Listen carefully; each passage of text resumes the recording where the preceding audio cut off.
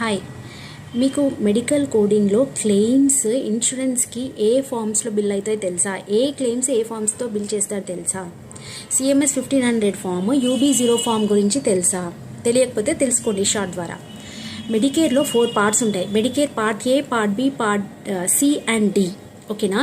D వచ్చేసి prescription drug coverage. ఓకేనా? తర్వాత పార్ట్ సి వచ్చేసి మెడికేర్ అడ్వాంటేజ్ ప్లాన్స్కి, ప్రైవేట్ ప్లాన్స్కి. పార్ట్ ఏ అండ్ బి ఈ రెండే మెయిన్గా మనం ఇన్సూరెన్స్కి బిల్ చేస్తాం. పార్ట్ ఏ వచ్చేసి ఇన్ పేషెంట్ సర్వీసెస్ అన్ని, డిఆర్జీస్ కానీ హాస్పిటల్ స్టేస్ అన్ని, ఈడీ, తర్వాత home health, skill nursing facilities, hospice patients, ఇవన్నీ కూడా మెడికేర్ పార్ట్ ఏలో కవరేజ్ అయి ఉంటాయి. ఇది ఏ ఫామ్లో మనం బిల్ చేస్తామంటే UB0 ఫామ్లో బిల్ చేస్తాం. దాన్ని 1450 ఫామ్ అని కూడా అంటారు. ఓకేనా?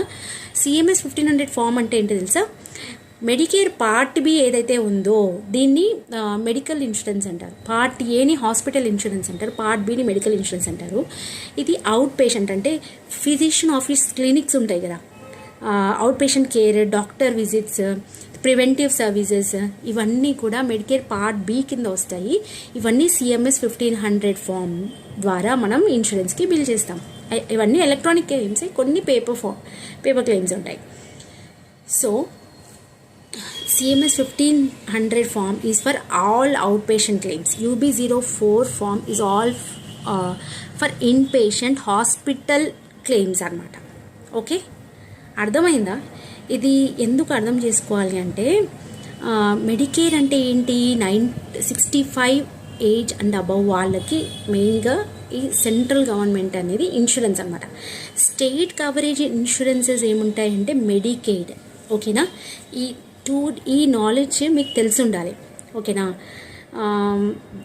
ఎందుకు అంటే రెవెన్యూ సైకిల్ ప్రాసెస్లో ప్రతి ఇంచ్ ఇన్ఫర్మేషన్ కొద్దో గొప్ప ఎవ్రీడే మీరు అప్డేట్ అవుతూ ఉండాలి, తెలుసుకుంటూ ఉండాలి.